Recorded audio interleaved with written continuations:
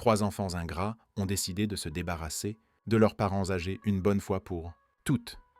Laissez un commentaire pour nous dire d'où vous nous regardez et participez à ce moment spécial. Ils ont abandonné Monique et Jean sur une route départementale déserte, les livrant à leur sort pour mourir sous le soleil de plomb. Vous êtes un fardeau que nous ne supportons plus, ont-ils dit avant d'accélérer dans leur Mercedes noire et de disparaître à l'horizon. Mais ces monstres au cœur de pierre ne savaient pas qu'ils venaient de jeter 4 millions d'euros. Monique s'est réveillée ce matin-là avec un poids sur le cœur qu'elle connaissait bien. Ce n'était pas une douleur physique. Après 70 ans de vie, elle savait faire la différence. C'était cette angoisse qui naît dans l'âme quand on sent qu'on n'est plus la bienvenue à l'endroit qui devrait être notre foyer. La maison était silencieuse, mais c'était un silence lourd, chargé de tension. Jean dormait encore à côté d'elle, respirant avec difficulté à cause de son âge et des problèmes cardiaques qui les inquiétaient tant. Elle l'observa un instant, voyant les rides que le temps avait dessinées sur le visage de l'homme qu'elle aimait depuis 50 ans. Un visage marqué par le travail honnête, par les nuits blanches quand les enfants étaient malades, par les sourires offerts même quand tout semblait difficile. « Comment en sommes-nous arrivés là, mon amour ?» murmura-t-elle doucement en lui touchant les cheveux grisonnants. Monique se leva lentement, chaque mouvement une bataille contre ses articulations douloureuses. Dans la cuisine, elle commença à préparer le petit déjeuner, comme toujours, même si elle savait qu'elle serait accueillie par des visages fermés et des plaintes sur le coût de la nourriture. « Maman, encore ce gaspillage ?» Sandrine apparut à la porte de la cuisine, encore en peignoir mais avec une expression qui glacerait le sang. « Regarde combien d'œufs tu es en train de faire frire. On n'a pas d'argent à jeter par les fenêtres pour tes extravagances. » Monique sentit son cœur se serrer encore plus. 3 œufs. Juste 3 œufs pour 4 personnes. Où était l'extravagance ? Ma chérie, je pensais que vous voudriez manger quelque chose avant de partir au travail. Je mangerai dehors. C'est moins cher que de financer ce gâchis tous les jours. Sandrine jeta une pile de factures médicales sur la table de la cuisine avec un bruit sec. D'ailleurs, regarde ce qui est arrivé hier. Encore 100 € de médicaments pour papa. 100 €, maman. C'est plus de la moitié de ce que je dépense pour moi en un mois. Monique regarda les factures éparpillées sur la table comme si c'était des accusations. Chaque ordonnance, chaque examen, chaque comprimé était devenu un sujet de dispute, une preuve qu'ils étaient un poids insupportable pour leurs enfants. Sandrine, ma chérie, le médecin a dit que ce sont des médicaments essentiels pour le cœur de ton père. Essentiels ? Sandrine laissa échapper un rire amer qui déchira l'air de la cuisine. Tu sais ce qui est essentiel ? Que j'arrive à payer mes propres factures sans avoir à entretenir 2 personnes qui ne contribuent en rien à cette maison. Les mots frappèrent Monique comme des coups de poignard. Ne contribuent en rien ? C'est donc ce qu'elle était devenue aux yeux de sa propre fille. Une femme qui avait élevé 3 enfants, cousu leurs vêtements, cuisiné leurs repas, veillé sur eux la nuit quand ils étaient malades, qui avait fait des lessives pour d'autres pour joindre les 2 bouts, et maintenant, elle ne contribuait en rien. Jean entra dans la cuisine, titubant un peu à cause des vertiges matinaux provoqués par ses médicaments pour la tension. Son visage était encore marqué par l'oreiller, mais Monique vit dans ses yeux qu'il avait entendu la dispute. « Bonjour ma fille », dit-il à Sandrine, essayant de sourire comme il le faisait toujours, même quand tout semblait s'effondrer. Sandrine ne répondit même pas. Elle prit une tranche de pain, y étala une fine couche de margarine et quitta la cuisine en mâchant avec colère, comme si chaque bouchée était une protestation contre l'existence de ses parents. Monique servit le café à Jean avec des mains tremblantes. Ils s'assirent à table en silence, mangeant lentement, chacun perdu dans des pensées trop douloureuses pour être partagées. « Elle ne le pensait pas vraiment », murmura Jean, mais sa voix manquait de conviction. « Si, mon amour, et elle a raison. » Monique regardait son assiette comme si elle pouvait y trouver une réponse. « Nous sommes devenus un fardeau pour eux. » « Monique, ne parle pas comme ça. C'est la vérité, Jean. Regarde comment nous vivons ici. Avec la peur d'allumer une ampoule de plus, la peur de manger un œuf de plus, la peur d'exister. » Le bruit de la porte d'entrée s'ouvrant interrompit leur conversation. Robert rentrait de son service de nuit à l'usine, son uniforme sale de graisse et une expression de fatigue qui semblait être devenue permanente sur son visage. Il entra dans la cuisine, regarda ses parents assis à table et soupira profondément, comme quelqu'un qui se prépare à affronter un autre problème. « Papa, je dois te parler. » Sa voix avait un ton formel, distant, que Monique ne reconnaissait pas. Ce n'était pas le garçon qu'elle avait consolé quand il faisait des cauchemars. « Bien sûr, mon fils. Qu'y a-t-il » Robert tira une chaise et s'assit lourdement. « La situation ne peut plus continuer comme ça. Sandrine a raison de dire que les frais médicaux deviennent insoutenables. Monique sentit le sol se dérober sous ses pieds. Robert avait toujours été le plus équilibré des 3 enfants, celui qui essayait de calmer les disputes. S'il s'y mettait lui aussi? Mon fils, on peut essayer de réduire les médicaments, parler au médecin pour des options moins chères. La voix de Jean était étranglée par l'émotion. Ce n'est pas que ça, papa. C'est tout. La nourriture, l'électricité, l'eau, l'espace. Cette maison n'est plus assez grande pour 5 adultes. 5 adultes. Monique rumina ces mots dans sa tête. Quand avaient-ils cessé d'être des parents pour devenir simplement des adultes pour leurs propres enfants? On a pensé à une solution, continua Robert, évitant le regard de ses parents. Une solution qui serait meilleure pour tout le monde. Quel genre de solution? Demanda Monique, bien qu'elle sût déjà qu'elle ne voulait pas entendre la réponse. Il y a un endroit, un EHPAD, une maison de retraite. Ce n'est pas l'un des pires. C'est dans un quartier plutôt correct. Vous auriez une assistance médicale, d'autres personnes de votre âge avec qui parler. Vous voulez nous faire interner? La voix de Jean n'était qu'un murmure. Ce n'est pas un internement, papa. C'est une chance pour vous d'avoir une vie plus adaptée à votre âge. Monique sentit les larmes lui brûler les yeux. Robert, cette maison a été construite brique par ton père. Chaque recoin raconte l'histoire de notre famille. Maman, s'il te plaît, ne complique pas les choses. Vous savez que la situation est intenable. Bruno apparut à ce moment-là à la porte de la cuisine, encore en pyjama bien qu'il soit presque midi. À 32 ans, il vivait encore chez ses parents, mais traitait la maison comme un hôtel où il avait le droit de se plaindre du service. « Vous parlez de la maison de retraite ?» demanda-t-il en bâillant. Il était temps. Hier encore, je n'ai pas réussi à dormir à cause de la toux de papa, et maman se lève la nuit pour aller aux toilettes. Ce n'est pas une maison de retraite miteuse, Bruno. Essaya de corriger Robert, mais sans grande conviction. Peu importe le nom, l'important est de régler cette situation rapidement. Ma copine ne veut même plus venir ici parce qu'elle est gênée de vous voir traîner dans les coins. Les mots de Bruno étaient comme des poignards plantés droit dans le cœur de Monique. Gêné. Ils gênaient les gens par leur simple existence. Jean se leva lentement de table, chaque mouvement semblant exiger un effort surhumain. « Je vais faire un tour », murmura-t-il. Monique savait qu'il sortait pour pleurer là où ses enfants ne pourraient pas le voir. Jean avait toujours été comme ça. Il gardait sa douleur pour lui, protégeant les autres de sa tristesse. « Maman », Robert essaya un ton plus doux. « On ne fait pas ça par méchanceté. C'est juste que la vie est devenue très difficile pour tout le monde. » Monique regarda son fils, qui avait été sa fierté, le premier à trouver un emploi stable. Celui qui ramenait toujours son salaire entier à la maison quand il vivait avec eux. Où était ce garçon responsable qui promettait de prendre soin de ses parents quand ils seraient vieux? Je comprends, mon fils. Vous avez vos vies, vos engagements. Alors, vous acceptez d'aller à l'EHPAD? Monique resta silencieuse un long moment. Par la fenêtre de la cuisine, elle pouvait voir Jean dans le petit jardin qu'il entretenait avec tant de soin, malgré ses maux de dos. Il était debout devant les pieds de tomates qu'il avait plantés, les épaules courbées par le poids du rejet. « Il faut qu'on en parle », dit-elle finalement. « Laissez-nous réfléchir. » « Ne tardez pas trop. » Sandrine réapparut, déjà habillée pour sortir. « J'ai déjà pris rendez-vous pour une visite là-bas demain. Plus vite on réglera ça, mieux ce sera pour tout le monde. » Monique regarda ses 3 enfants quitter la maison. Robert pour dormir avant son prochain service. Sandrine pour son travail. Bruno pour retrouver ses amis au bar, comme chaque après-midi. La maison redevint silencieuse, mais c'était un silence différent maintenant. C'était le silence de l'abandon qui approchait comme une tempête. Elle sortit dans le jardin et trouva Jean assis sur le petit banc qu'il avait construit des années auparavant, quand leurs petits-enfants venaient encore leur rendre visite et jouer parmi les plantes. « Tu as entendu » demanda-t-il sans la regarder. « J'ai entendu. C'est un camp de mariage, Monique. 3 enfants élevés avec tant d'amour.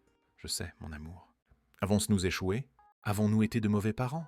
Monique s'assit à côté de son mari et lui prit la main, calleuse par le travail. « Nous avons tout donné, Jean. Tout ce que nous avions, tout ce que nous étions.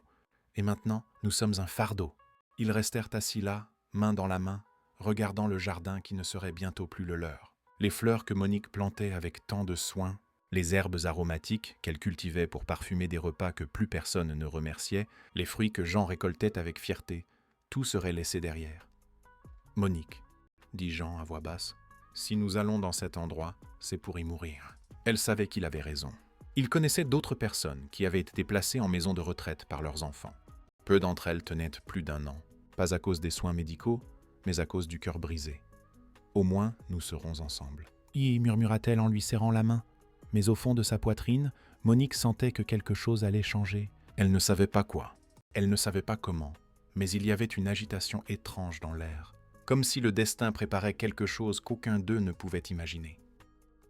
Dans le vieux portefeuille de Jean, rangé entre de vieilles photos de leurs enfants, quand ils les aimaient encore, se trouvait une enveloppe jaunie dont ils ne connaissaient même pas l'existence. Une enveloppe arrivée des années auparavant et que Monique avait mise de côté sans l'ouvrir, pensant que c'était encore une de ses publicités bancaires. Le destin a ses propres plans, et parfois la justice arrive quand on s'y attend le moins, venant des endroits les plus inattendus. 3 semaines s'étaient écoulées depuis la conversation dans la cuisine, et l'atmosphère dans la maison était devenue insupportable. Monique se réveillait chaque jour la nausée au ventre, comme si elle pressentait que quelque chose de terrible approchait. Jean mangeait à peine, et elle savait que ce n'était pas seulement à cause de ses médicaments. Le comportement de leurs enfants avait complètement changé. Plus de conversations banales, plus de « bonjour » ou de « bonne nuit ». Ils entraient et sortirent de la maison comme des locataires irrités, qui toléraient à peine la présence des propriétaires. Ce matin fatidique, Monique était dans la buanderie en train d'étendre le linge quand elle entendit des voix basses venant du salon. Elle reconnut immédiatement le ton conspirateur. C'était le même que ses enfants utilisaient quand ils étaient petits et préparaient un mauvais coup. Mais cette fois, le mauvais coup, c'était eux. Tout est arrangé, c'était la voix de Sandrine, chuchotant comme si elle planifiait un crime.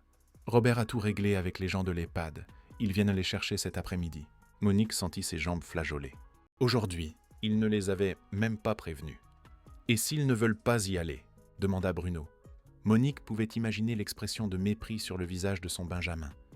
Ils iront, répondit Robert avec une fermeté qui glaça le sang de Monique. Parce qu'ils n'ont pas le choix. Tu leur as expliqué que c'est temporaire ? Demanda Sandrine. Mais il y avait quelque chose dans sa voix que Monique ne parvenait pas à déchiffrer. Une hésitation étrange. Bien sûr que ce n'est pas temporaire, ricana Bruno. Tu connais un vieux qui est revenu de la maison de retraite, toi ? Le monde de Monique s'effondra à cet instant. Elle s'appuya sur la machine à laver pour ne pas tomber. Ils parlaient de se débarrasser de leurs parents, pour toujours, comme on jette de vieux meubles. On va dire que c'est juste le temps qu'ils s'adaptent, continua Robert. Après, ils s'y habitueront. Et la maison ? Demanda Sandrine. On aura enfin de la place pour vivre comme des gens normaux. J'y ai déjà pensé, répondit Bruno avec une excitation qui transperçait le cœur de Monique. Je peux transformer leur chambre en bureau. J'ai toujours voulu travailler à la maison. Monique plaqua ses mains sur sa bouche pour étouffer le sanglot qui menaçait de s'échapper. La chambre, où elle et Jean avaient partagé 50 ans de rêves, de peur, de joies et de peines, serait transformée en bureau pour le fils qui n'avait jamais vraiment travaillé de sa vie. Quand ils arriveront, on sera tous là, ensemble, ordonna Robert comme un général dirigeant une opération militaire. Il faut que ça ait l'air qu'on fait ça par amour, vous avez compris ? Par amour, répéta Sandrine. Et Monique perçut le sarcasme venimeux dans la voix de sa fille. C'est ça. On va pleurer un peu. On dira que c'est difficile pour nous aussi, qu'on viendra leur rendre visite chaque semaine. On ira leur rendre visite ? Demanda Bruno, et Monique perçut la surprise authentique dans sa question. Évidemment que non, ricana Robert. Mais ils n'ont pas besoin de le savoir maintenant. Monique sortit de la buanderie en titubant, comme si elle venait de recevoir un coup de poing dans l'estomac. Elle trouva Jean dans le jardin, arrosant les tomates avec des gestes mécaniques, perdue dans des pensées qu'elle savait aussi douloureuses que les siennes. « Jean », murmura-t-elle en lui saisissant le bras avec force. Il se retourna et vit le désespoir sur le visage de sa femme. « Qu'y a-t-il, mon amour ? C'est aujourd'hui. Ils viennent nous chercher aujourd'hui. » Jean laissa tomber le tuyau d'arrosage. L'eau continua de couler, détrempant la terre autour des pieds de tomates qu'il ne verrait jamais pousser. « Comment ça ?» Monique lui raconta tout ce qu'elle avait entendu, chaque mot empoisonné, chaque plan cruel. Jean pâlit jusqu'à devenir blanc comme une feuille de papier. « Sans même nous prévenir, » murmura-t-il, sa voix sortant comme le gémissement d'un animal blessé. « Jean, ils ne veulent plus de nous, vraiment, pour toujours. » Ils s'étreignirent là, au milieu du jardin, pleurant comme 2 enfants perdus, 50 ans de mariage, 3 enfants élevés avec un amour inconditionnel, toute une vie de travail et de dévouement. Et c'est ainsi que ça se terminait. 1 heure plus tard, Monique était dans la chambre en train de ranger quelques vêtements dans une vieille valise quand Sandrine apparut à la porte. « Maman, je dois te parler. » Monique ne répondit pas. Elle continua de plier les vêtements avec des mouvements automates, comme si elle se préparait pour un voyage quelconque. « Maman, écoute-moi. Sandrine entra dans la chambre d'un pas décidé. « Il y a des gens de la maison de retraite qui sont là. Ils sont venus vous chercher. » « Je sais. » Monique ne leva pas les yeux de ses vêtements. « Comment tu sais ?»« Je vous ai entendu parler. » La voix de Monique était froide, tranchante. « J'ai tout entendu. » Sandrine eut la décence de paraître embarrassée un instant. Elle baissa les yeux, tripota ses mains, soupira profondément. Mais quand elle releva la tête, son expression s'était à nouveau durcie. « Alors tu sais que c'est pour le bien de tout le monde. »« Pour notre bien, ma fille, ce serait de rester dans la maison que nous avons construite avec tant d'amour. »« Guy, maman, s'il te plaît, ne complique pas les choses. Les gens attendent en bas. » Monique regarda enfin sa fille. Sandrine portait des vêtements chers. Ses ongles étaient faits. Ses cheveux étaient parfaitement coiffés. Elle ressemblait à une cadre expliquant un licenciement inévitable. « Sandrine, » dit Monique lentement, chaque mot pesant des tonnes. « Tu te souviens quand tu avais 5 ans et que tu as eu une pneumonie ? »« Maman !»« Tu te souviens que j'ai passé 2 semaines sans dormir à m'occuper de toi jour et nuit ? C'était il y a longtemps. Tu te souviens quand Robert s'est cassé le bras et qu'on n'avait pas d'argent pour un médecin privé, alors j'ai vendu mon alliance pour payer l'hôpital ?» Sandrine détourna le regard. Les choses étaient différentes à l'époque. Tu te souviens quand Bruno a perdu son premier emploi et qu'il est resté 6 mois sans travailler et qu'on a partagé notre nourriture avec lui, même si on était dans le besoin ? Maman, arrête avec ça. Ah, non ma fille, je n'arrêterai pas. Monique se leva et, pour la première fois depuis des mois, Sandrine vit de la force dans la posture de sa mère. Parce que maintenant que c'est notre tour d'avoir besoin d'aide, vous nous traitez comme des déchets. On ne traite personne comme des déchets. On essaie de trouver la meilleure solution. La meilleure solution pour qui, Sandrine ? Avant que Sandrine puisse répondre, Robert apparut à la porte. « Maman, les gens de l'EHPAD attendent. Ils ont d'autres rendez-vous. » Monique regarda ses 2 enfants à la porte. Robert évitait son regard. Sandrine tambourinait des doigts sur la porte, impatiente d'en finir. « Où est Bruno ?» demanda Monique. « Lui ? Il a dû sortir. » Mentit platement Robert. Monique savait que Bruno n'avait même pas le courage de se montrer. Le lâche s'était enfui pour ne pas assister à l'adieu. « Je vais chercher ton père, » dit-elle en fermant la valise d'un clic qui résonna comme une condamnation.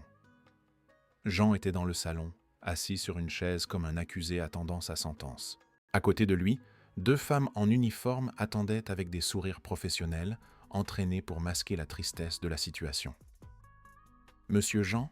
dit l'une d'elles d'une voix trop douce, trop artificielle. « Vous allez beaucoup aimer notre établissement. Il y a un jardin, d'autres personnes de votre âge, une assistance médicale. » Jean ne répondit pas, regardant simplement ses mains comme si elles pouvaient lui donner une réponse à ce cauchemar. « Il ne se sent pas très bien aujourd'hui, » expliqua Robert aux femmes. Il est un peu confus à cause de son âge. Monique descendit les escaliers et vit la scène. Son mari traité comme un enfant à problème, ses enfants impatients de se débarrasser du problème, les employés de l'EHPAD feignant que tout cela était normal. « Allons-y, Jean. » Monique tendit la main à son mari. « Il semble que notre présence ici ne soit plus désirée. »« Maman, ne parle pas comme ça !» attenta Sandrine sur un ton conciliateur. « Vous savez bien qu'on vous aime. » Monique s'arrêta au milieu du salon et se tourna vers ses 3 enfants. Robert évitait toujours son regard. Sandrine feignait une tristesse qu'elle ne ressentait pas. Bruno restait absent, comme le lâche qu'il avait toujours été. « Si vous nous aimiez vraiment, » dit Monique d'une voix qui coupa l'air comme une lame de rasoir, « vous n'auriez jamais laissé les choses en arriver là. »« Maman, si vous nous aimiez vraiment, vous nous auriez parlé avant de prendre cette décision. » Il tenta d'argumenter Robert. « Vous nous communiquez une décision que vous avez déjà prise. Ce n'est pas une conversation, mon fils. C'est une expulsion. » Une des employées se racla la gorge discrètement.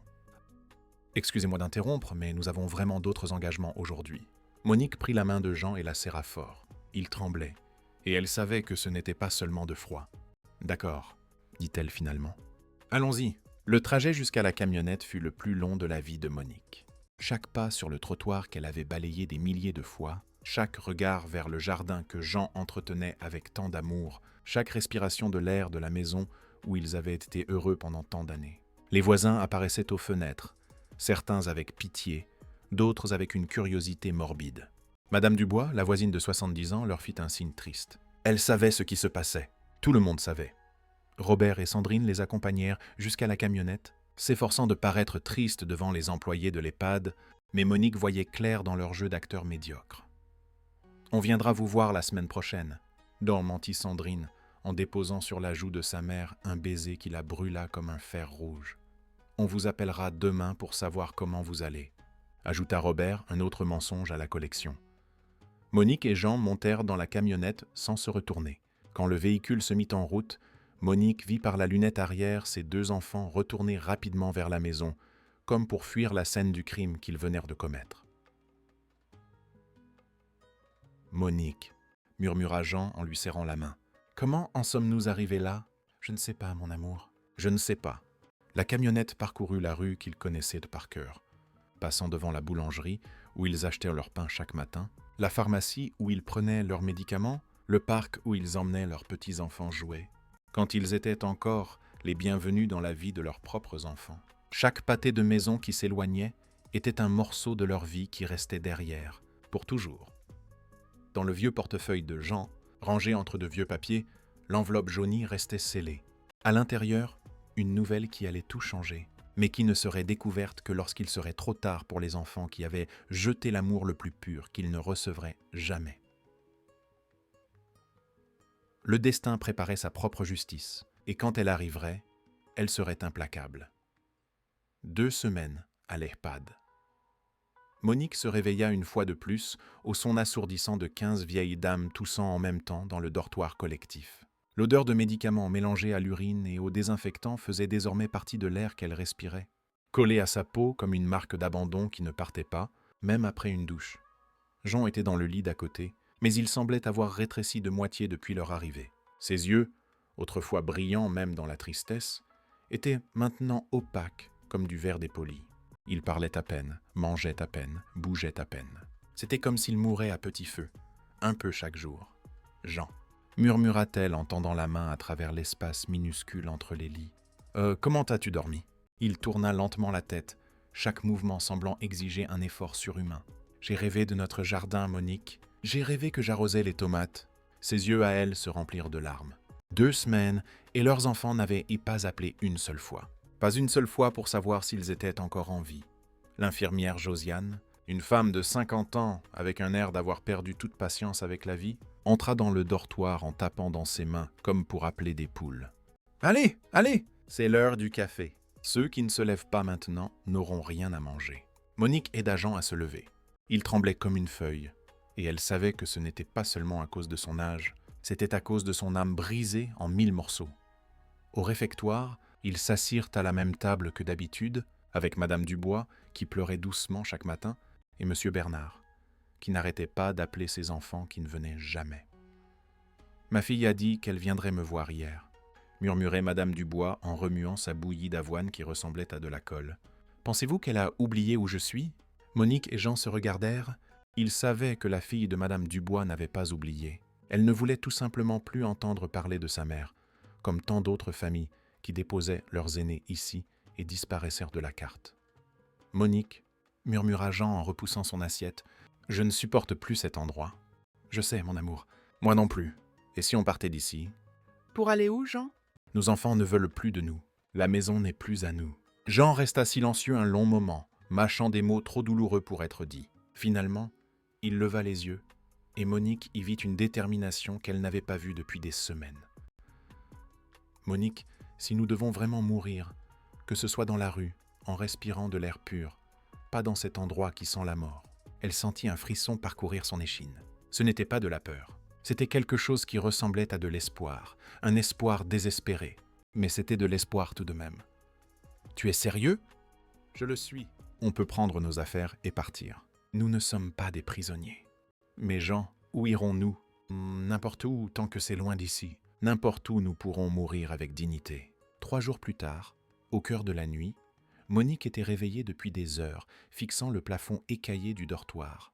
À côté d'elle, Jean respirait avec difficulté, mais elle savait qu'il ne dormait pas non plus. Ils avaient passé les 3 derniers jours à planifier en chuchotant, comme 2 prisonniers préparant une évasion. L'infirmière de nuit s'était assoupie sur sa chaise à l'accueil, comme elle le faisait toujours vers 5 heures du matin. C'était leur fenêtre d'opportunité. « Maintenant », Hawk murmura Jean. Ils se levèrent lentement, chaque mouvement calculé pour ne faire aucun bruit.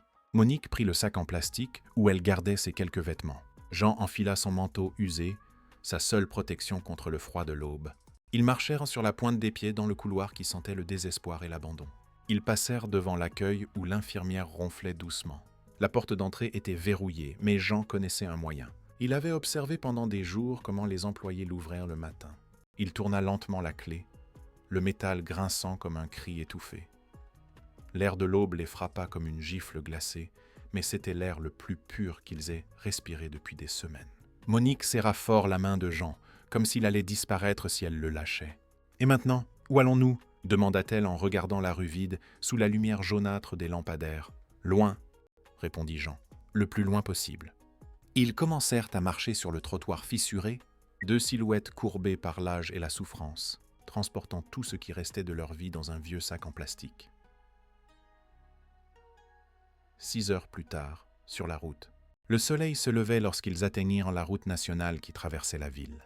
Monique sentait ses jambes trembler de fatigue, mais elle continuait à marcher, car elle savait que s'arrêter signifiait abandonner, et elle n'était pas encore prête à abandonner. Jean s'arrêtait tous les quelques mètres, posant la main sur sa poitrine et respirant difficilement. Son cœur demandait de l'aide, mais il faisait semblant d'aller bien pour ne pas inquiéter Monique davantage. « Reposons-nous un peu », dit-elle en voyant qu'il devenait trop pâle. Ils s'assirent dans l'herbe sèche au bord de la route. La circulation était intense. Des gens pressés allant au travail, à leur vie organisée, à leur famille qui les aimait. « Monique, » dit Jean d'une voix faible. « Regrettes-tu d'être partie ?»« Jamais. » Elle lui serra la main. « Je préfère mourir libre que de vivre prisonnière dans cet endroit. » Un camion passa en klaxonnant, soulevant un nuage de poussière qui les fit tousser. Monique essuya ses yeux larmoyants et vit que la respiration de Jean était encore plus haletante. « Mon amour, tu ne te sens pas bien ?»« C'est juste la fatigue, » mentit-il. Mais Monique vit qu'il transpirait à grosses gouttes, bien que la matinée soit fraîche. Ils continuèrent à marcher, chaque pas une bataille contre l'épuisement et le désespoir. La route s'étendait à l'infini devant eux, et Monique commença à se demander s'ils avaient pris la bonne décision. Mais quand elle regarda en arrière et vit la ville s'éloigner au loin, elle sut qu'elle préférait 1000 fois être là, libre et perdue, plutôt que prisonnière dans cette maison des horreurs. Midi, sous un soleil de plomb. « Monique, je n'en peux plus. » Jean s'arrêta au milieu de la route, les jambes flageolantes, le visage blanc comme du papier. Le soleil de midi tapait sans pitié sur leur tête, et ils n'avaient ni eau, ni nourriture, ni nulle part où aller. « Jean, tiens bon encore un peu. Il doit y avoir un endroit près d'ici où l'on peut se reposer. » Mais elle savait qu'elle mentait. Il n'y avait rien. De l'asphalte chaud, de l'herbe sèche et une solitude infinie. Ils étaient au milieu de nulle part. 2 personnes âgées, abandonnées par leur propre famille, marchant vers nulle part. Jean s'appuya sur elle, tout le poids de ses 78 ans pesant sur les frêles épaules de Monique. Elle sentit ses propres jambes faiblir, mais elle fit un effort pour soutenir l'homme qu'elle aimait depuis 50 ans. « Monique, je crois que je vais m'évanouir. »« Non, Jean, non, pas maintenant. On va y arriver. » Mais même en parlant, elle sentait qu'il devenait de plus en plus lourd dans ses bras. Son cœur était en train de lâcher. Elle pouvait le voir à ses lèvres qui commençaient à bleuir.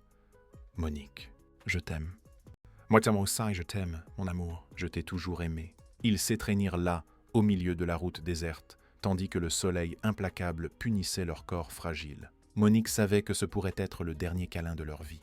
« Mon Dieu, » murmura-t-elle en regardant le ciel bleu et vide. « Si vous avez la moindre pitié, envoyez-nous de l'aide. » Comme si sa prière avait été entendue, le ronronnement d'un moteur se rapprocha. Monique leva la tête et vit une vieille voiture s'approcher. Ce n'était rien de luxueux.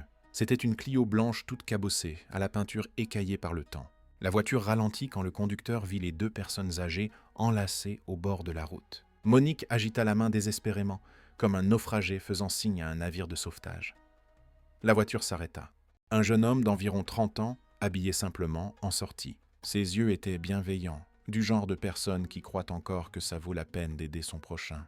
« Mon Dieu, mais qu'est-ce que vous faites ici tout seul ?» Marc courut vers eux, voyant immédiatement que Jean allait très mal. « S'il vous plaît, » implora Monique d'une voix brisée. « Mon mari a des problèmes de cœur. Il a besoin d'aide. » Marc n'hésita pas une seconde. « Venez, je vous emmène à l'hôpital tout de suite. » Il aida Jean à monter dans la voiture, Monique de l'autre côté, tenant la main de son mari comme une bouée de sauvetage. Marc accéléra en direction de la ville la plus proche, jetant des coups d'œil dans le rétroviseur pour voir comment allait le vieil homme.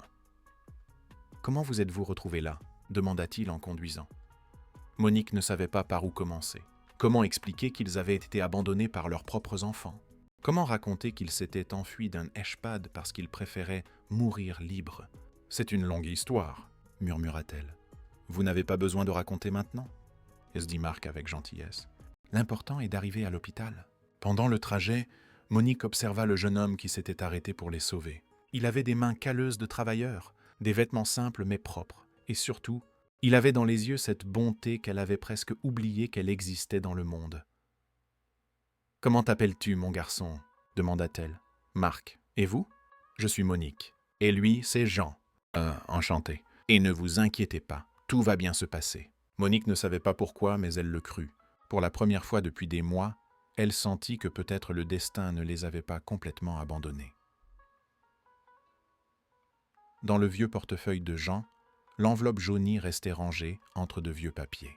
À l'intérieur, un héritage qui changerait tout.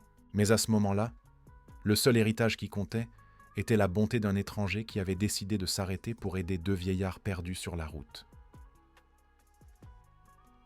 Parfois, les anges arrivent au volant de vieilles voitures. Une semaine à l'hôpital. Jean ouvrit lentement les yeux, clignant face à la lumière blanche de la chambre.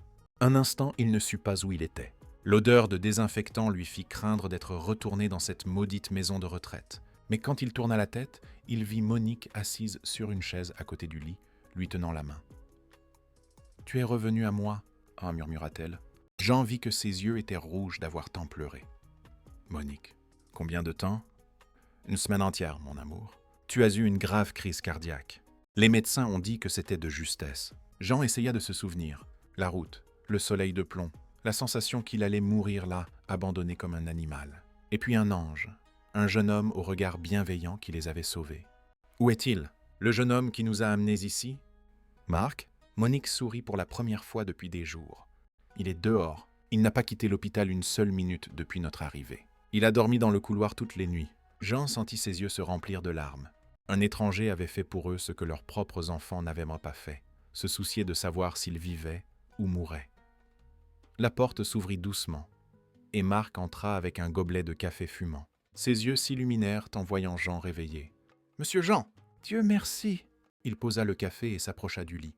« Comment vous sentez-vous ?»« Vivant, » répondit Jean d'une voix rauque mais reconnaissante. « Grâce à vous. » N'exagérons rien, j'ai juste fait ce que n'importe qui aurait fait.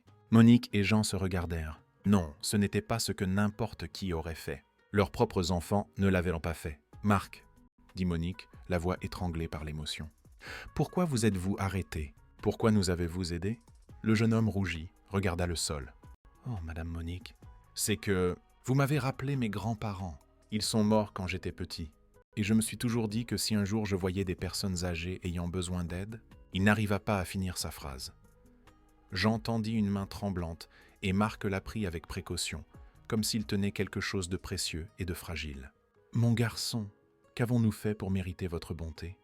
Vous n'avez rien fait.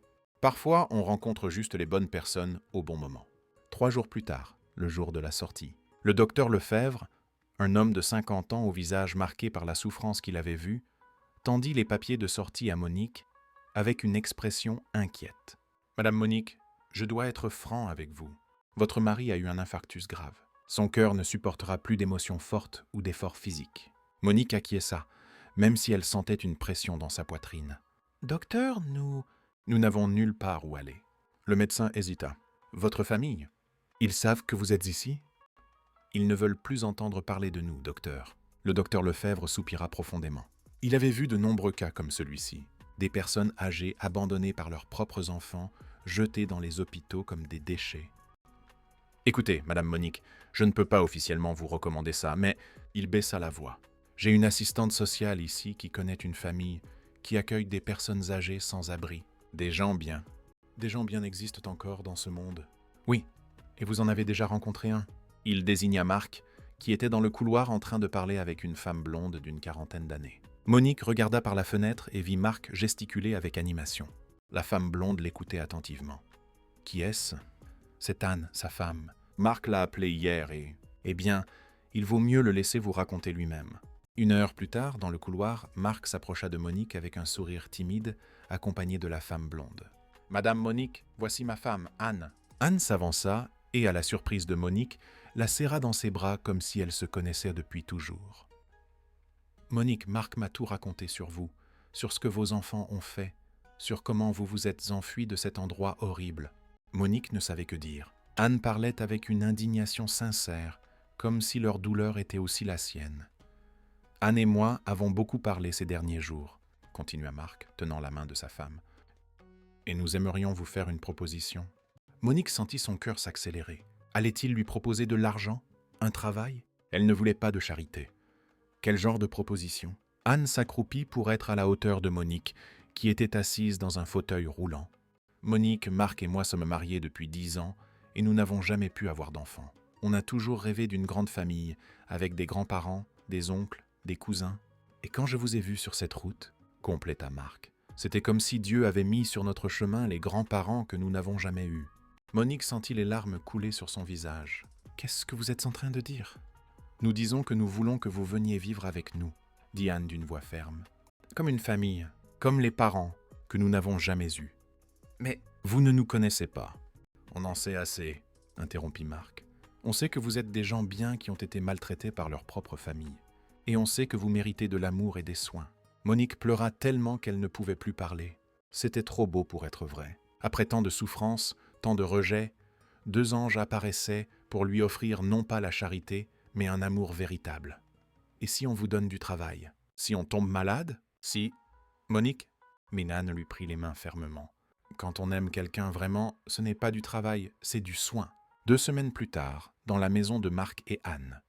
Monique se réveilla dans la petite chambre confortable que Marc et Anne avaient en préparée spécialement pour eux. Pour la première fois depuis des mois, elle avait dormi une nuit entière sans cauchemar. Dans la cuisine, Anne préparait le petit déjeuner en chantonnant. En voyant Monique, son visage s'illumina. « Bonjour, maman Monique. »« Maman Monique. » Les 2 mots les plus doux qu'elle ait entendus depuis longtemps. « Bonjour, ma fille. Comment as-tu dormi ?»« Bien dormi. Et papa Jean ?» Monique sourit. « Papa Jean. » Jean avait pleuré la première fois qu'Anne l'avait appelé ainsi. Il dort encore. Le médecin a dit qu'il avait besoin de beaucoup de repos. Bien sûr, et il aura tout le temps du monde pour se reposer ici. Marc entra dans la cuisine, déjà prêt pour le travail, et déposa un baiser sur la joue de Monique, comme il le faisait chaque matin. « Bonjour, maman.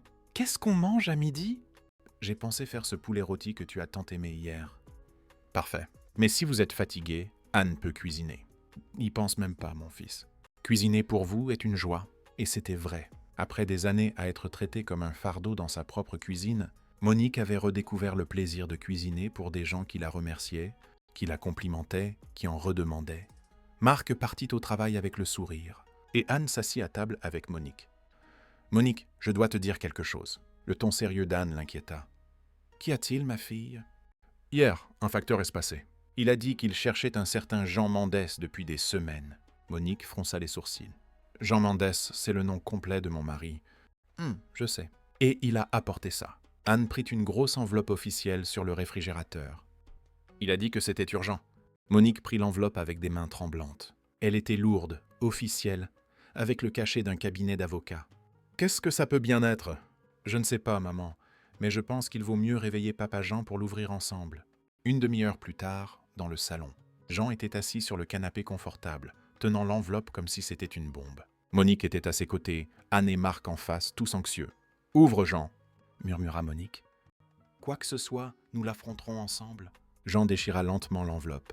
À l'intérieur se trouvaient plusieurs documents officiels. Ses yeux parcoururent les lignes, essayant de déchiffrer le jargon juridique. Soudain, il devint blanc comme un linge. « Monique, Monique, ce n'est pas possible. »« Qu'y a-t-il ?»« Qu'est-ce qui est écrit ?» Jean secoua la tête, relut le document. « Il est dit que mon grand-père, le vieux Sébastien... »« Quoi, ton grand-père, Jean ?»« Il avait des propriétés, beaucoup de propriétés. Et maintenant, elles sont à moi. » Anne et Marc se regardèrent. « Quel genre de propriété, papa ?» Jean regarda à nouveau le document, comme si les mots allaient changer par magie. 10 immeubles dans le centre-ville, tous loués, et sa voix se brisa. Et une somme d'argent qui produisait des intérêts depuis 20 ans. « Combien d'argent, Jean ?» demanda Monique d'une voix tremblante. Jean tourna la page, chercha le chiffre qui allait changer leur vie pour toujours. « 4 millions d'euros, Monique. 4 millions. » Le silence qui suivit fut assourdissant. Anne porta la main à sa bouche. Marc s'adossa au fauteuil, comme s'il avait reçu un coup. 4 millions, y répéta Monique, incapable de traiter l'information. Il est dit ici qu'ils essayaient de me localiser depuis des années, qu'ils ont envoyé des lettres à notre ancienne adresse, mais... Jean s'arrêta, comprenant tout d'un coup. Mais quoi? Les lettres ont dû arriver quand nous vivions déjà avec les enfants. Ils ont dû tout intercepter. Monique sentit une rage sourde monter en elle. Leurs enfants savaient. Ils connaissaient en l'héritage, et pourtant, ils les avaient abandonnés pour mourir. Monique. Jean la regarda avec des larmes dans les yeux. Nous sommes riches. Après une vie entière de pauvreté, d'humiliation, de mépris, ils étaient riches. Mais au lieu de la joie, Monique ressentait une profonde tristesse. À quoi bon avoir de l'argent maintenant? Quand les enfants qu'elle aimait le plus au monde l'avaient rejetée, Anne se leva et les serra dans ses bras. « Papa, maman, c'est merveilleux !»« C'est... » murmura Monique, « mais c'est arrivé trop tard. » Marc s'approcha et posa la main sur l'épaule de Jean. « Ce n'est pas arrivé trop tard, papa. C'est arrivé au bon moment. Au moment où vous avez enfin trouvé une famille qui vous aime vraiment. » Monique regarda ces deux jeunes qui avaient ouvert leur cœur et leur maison à deux vieillards abandonnés. Marc avait raison. L'argent n'était pas arrivé trop tard. Il était arrivé exactement quand ils en avaient besoin, quand ils avaient enfin une vraie famille, avec qui partager leur bonheur. Mais elle savait que lorsque leurs enfants découvriraient l'héritage, ils reviendraient en rampant, pleurant des larmes de crocodile, demandant un pardon qu'ils ne ressentaient pas. Et cette fois, Monique savait exactement ce qu'elle allait leur dire. 1 mois après la découverte de l'héritage, Monique était en train d'étendre le linge quand elle sentit un frisson glacial parcourir son échine. C'était un samedi matin ensoleillé. Anne était partie au marché et Marc réparait le robinet de la cuisine. Tout était normal, mais il y avait quelque chose dans l'air, une tension électrique, comme avant un orage. Jean apparut, appuyé sur la canne que le médecin lui avait recommandée. Son visage, qui avait repris des couleurs ces dernières semaines, était pâle comme du papier. « Monique, » murmura-t-il, la voix tremblante, « il y a une voiture noire garée dans notre rue depuis 20 minutes. » Elle lâcha le linge et courut à l'intérieur, le cœur battant la chamade. Par la fenêtre du salon, elle vit le flanc d'une Mercedes neuve, rutilante sous le soleil, comme une menace silencieuse. « Ils nous ont trouvés, » murmura-t-elle. « Mais comment ?» Monique ne répondit pas, car elle connaissait la réponse. L'argent. L'argent achète tout, même la localisation de 2 vieillards qui voulaient juste vivre en paix. 15 minutes de torture silencieuse plus tard, les portes de la Mercedes s'ouvrirent simultanément. Robert descendit côté conducteur, ajustant sa cravate coûteuse. Sandrine émergea du siège passager comme une reine descendant de son carrosse. Bruno sortit en dernier en bâillant. Les 3 s'avancèrent vers le portail avec l'arrogance de ceux qui savent qu'ils ont le pouvoir. C'était la démarche confiante de prédateurs qui ont enfin acculé leur proie. Monique observait à travers le rideau. Robert avait grossi. Sandrine portait des boucles d'oreilles en diamant. Bruno portait une chemise qui coûtait plus cher que leur facture d'électricité. La sonnette retentit. Un son simple qui ce matin-là sonna comme un glas funèbre. « J'ouvre » demanda Jean. « Non » et Monique lui saisit le bras. « Nous ouvrons ensemble. » Quand Monique ouvrit la porte, sa première pensée fut que ses enfants lui semblaient être des étrangers. « Maman » dit Robert le premier, mais le mot sonnait mécanique, répété. « Papa » Sandrine hocha la tête, sans esquisser le moindre geste d'affection. Bruno ne dit rien, se contentant de regarder autour de lui. « Qu'est-ce que vous voulez » demanda Monique, surprise par la fermeté de sa propre voix. « Quelle question, maman ?» Robert força un sourire qui ne tromperait personne. « Nous sommes venus voir comment vous alliez. Nous étions inquiets. » Inquiet? Jean laissa échapper un rire amer. Inquiet après 2 mois de silence absolu? Sandrine s'avança, essayant de prendre le contrôle. « Papa, on vous a expliqué à l'époque que c'était pour votre bien. La maison de retraite était le meilleur endroit. Le meilleur endroit était un enfer sur terre, explosa Jean. Vous le saviez quand vous nous avez laissés là. » Des voisins commencèrent à regarder par les fenêtres, attirés par le ton de la conversation. « Papa, s'il te plaît, ne parle pas comme ça, » dit Robert nerveux. « Parlons à l'intérieur comme des gens civilisés. »« Ah, des gens civilisés ?» Monique sentit la rage monter en elle. Les gens civilisés n'abandonnent pas leurs parents sur une route déserte. Bruno parla enfin, avec son ton impatient habituel. « Bon, vous pouvez arrêter votre drame? On est venu régler cette situation une bonne fois pour toutes. »« Quelle situation ?» demanda Jean, bien qu'il connaisse déjà la réponse. « La situation de l'héritage, papa. » Ah, dit Robert lentement. « L'héritage de grand-père Sébastien. » Le silence qui suivit fut total. « Ah, comment savez-vous » réussit à demander Monique. « On l'a toujours su, maman. » répondit Sandrine avec un naturel qui glaça le sang de Monique. Les lettres du cabinet d'avocat arrivaient à la maison depuis des années. On a tout gardé en attendant le bon moment. Le bon moment pourquoi ? Pour régler la situation de la famille, répondit Bruno, sortant son téléphone. 20 minutes plus tard, dans le salon, Monique avait laissé ses enfants entrer, non par amour, mais parce qu'elle savait que cette conversation était inévitable. Les trois s'installèrent sur le canapé comme s'ils étaient chez eux. « Alors, commença Robert, allons droit au but. Vous avez hérité de 4 millions d'euros et de 10 propriétés. C'est l'argent de la famille. »« Notre argent, corrigea Monique, la voix tranchante. Un héritage laissé à Jean, pas à vous. Maman, s'il te plaît, soupira Sandrine. Vous avez plus de 70 ans. Pourquoi auriez-vous besoin d'autant d'argent ? Pourquoi ? Jean se leva avec difficulté. Pour vivre dans la dignité, pour ne dépendre de personne, pour ne plus jamais être traité comme des déchets. Personne ne vous a traité comme des déchets ? Dit Bruno sans même lever les yeux de son téléphone. On a trouvé la meilleure solution. Une solution ? Monique rit, mais sans aucune joie. Vous nous avez jetés dans une maison des horreurs et avez disparu de la surface de la terre. C'était un endroit décent. Mbi argumenta Sandrine. Il y avait des infirmières, de la nourriture, un toit. Il y avait l'odeur de la mort partout, cria Jean. Il y avait des vieux qui pleuraient leurs enfants qui ne venaient jamais. Il y avait des gens qui mouraient de tristesse. Robert se pencha en avant, plus agressif. Papa, tu es dramatique. L'important, c'est que maintenant, nous avons une solution pour tout. Quelle solution ? Vous revenez à la maison avec nous, annonça Sandrine, comme si c'était la chose la plus naturelle au monde. On s'occupe de vous, et l'argent de l'héritage reste dans la famille, là où il aurait toujours dû être. Monique sentit le monde tourner. L'audace, le culot, le manque total de honte de ces trois êtres sortis de son ventre.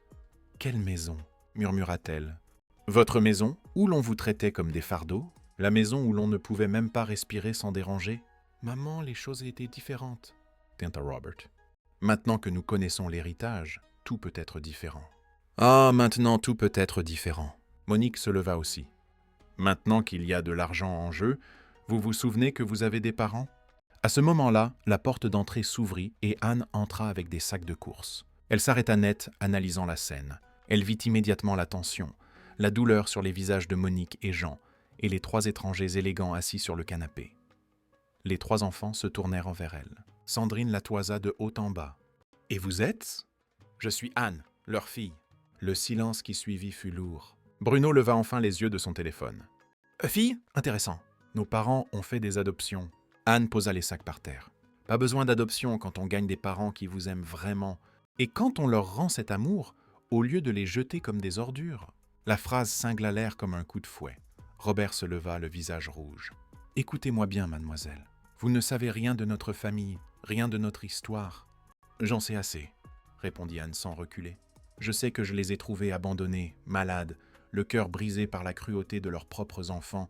Je sais qu'ils pleuraient chaque nuit en se demandant ce qu'ils avaient fait de mal pour mériter tant de mépris. » Sandrine tenta une autre approche, une voix mielleuse. « Anne, c'est ça ? Écoutez, Anne. Nous vous remercions d'avoir pris soin de nos parents. Nous pouvons même vous dédommager financièrement pour votre travail. »« Mon travail ?» Anne éclata d'un rire sans joie. « Ce n'était pas un travail. J'ai gagné les parents merveilleux dont j'ai toujours rêvé. »« Oh, c'est touchant, » murmura Bruno retournant à son téléphone. « Mais la récréation est terminée. Nos parents rentrent à la maison avec nous. »« La récréation ?» Anne s'approcha du canapé comme une lionne protégeant ses petits. « La seule récréation ici, c'est vous qui prétendez être des enfants après avoir abandonné vos parents pour mourir sur une route. » Monique regardait tout cela comme un film surréaliste. D'un côté, 3 personnes issues de son propre corps. De l'autre, une jeune femme qui avait choisi de les aimer. Et elle comprit avec une clarté douloureuse qui méritait vraiment le nom de famille. « Assez, » dit-elle, et sa voix fit taire tout le monde. Elle respira profondément, regarda chacun de ses 3 enfants, et sentit une paix étrange l'envahir. Elle savait enfin ce qu'elle devait faire. Le dénouement. Monique regarda chacun de ses 3 enfants, les êtres qui avaient grandi en elle, qu'elle avait nourris, qu'elle avait aimés, et elle sentit un calme étrange envahir son cœur. « Vous voulez connaître notre décision ?» demanda-t-elle, sa voix ferme comme la pierre. Robert se redressa, confiant que l'argent parlerait plus fort que la rancœur. Sandrine croisa les jambes, imaginant déjà comment elle dépenserait l'héritage. Bruno ne leva même pas les yeux. « Notre décision ? continua Monique, chaque mot pesant une tonne. Et que vous quittiez notre maison, maintenant. Le silence fut absolu. Comment ça, maman? Balbutia Robert.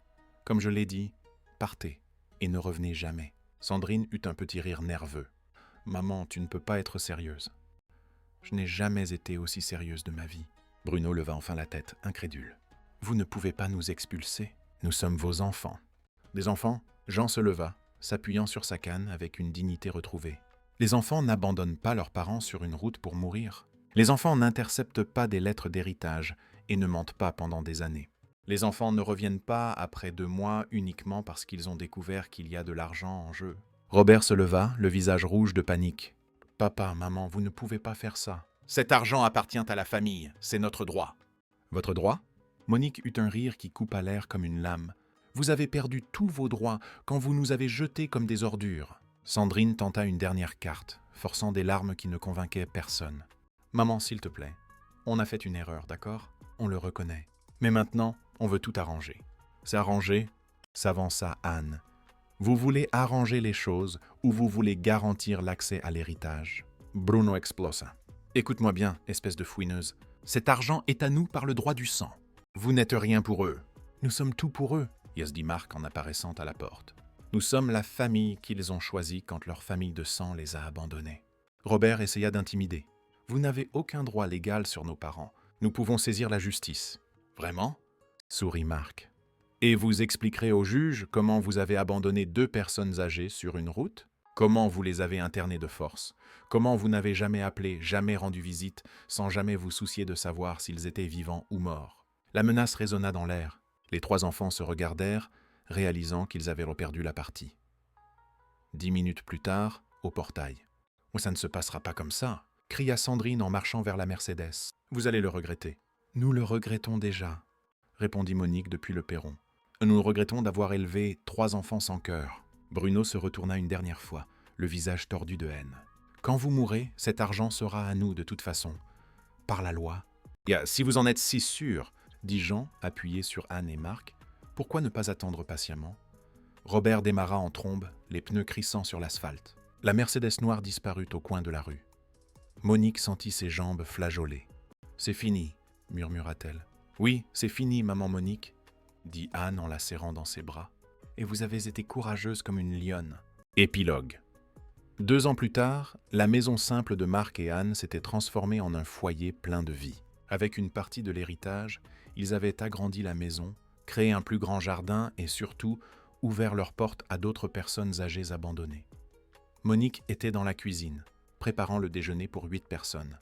En plus de 4, il y avait Madame Dubois, qu'ils avaient sortie de l'EHPAD, Monsieur Jean, trouvé sur un banc public, Madame Marie, abandonnée par ses enfants dans une gare, et Monsieur Pierre, dont les enfants avaient déménagé à l'étranger sans plus jamais donner de nouvelles. « Mamie Monique » cria une voix d'enfant dans le jardin. C'était sa petite fille de cœur, Hélène, la fille de 3 ans d'Anne et Marc, née peu après qu'ils aient déménagé. Jean entra dans la cuisine, plus en forme que jamais. « Monique, il y a une lettre ?» Elle reconnut immédiatement l'écriture de Robert. C'était la 5e lettre en 2 ans. Les autres, elle les avait brûlées sans les ouvrir. « Qu'est-ce que tu veux en faire ?» demanda Jean. Monique prit l'enveloppe, la regarda un instant, puis la jeta directement à la poubelle. « La même chose qu'ils ont faite avec nous ?» répondit-elle. La jeter. Cet après-midi-là, assise sur la terrasse, entourée de gens qui l'aimaient vraiment, Monique regarda le coucher de soleil. Jean était à ses côtés, lui tenant la main. Anne et Marc jouaient avec Hélène dans le jardin. Les autres résidents discutaient joyeusement. C'était ça, une famille. Pas le sang, pas les gènes. L'amour, le soin, le choix. Monique ferma les yeux et remercia Dieu pour la leçon la plus difficile et la plus précieuse de sa vie. Parfois, il faut perdre la famille que l'on a pour trouver la famille que l'on mérite. Quand Jean mourut 3 ans plus tard, paisiblement dans ses bras, son testament légua tout l'héritage à Anne, Marc et aux autres résidents qui avaient trouvé une famille dans la maison que l'amour avait construite. Robert, Sandrine et Bruno reçurent chacun la somme symbolique de 1 euro, accompagnée d'une lettre qui disait simplement « Aux enfants qui m'ont abandonné quand j'en avais besoin, je laisse la même chose que vous m'avez donnée. Rien. » La justice divine est parfois lente, mais elle finit toujours par arriver. Et quand elle arrive, elle est parfaite. Si vous avez aimé cette histoire, N'oubliez pas de liker et de vous abonner à la chaîne pour ne pas manquer les prochaines vidéos.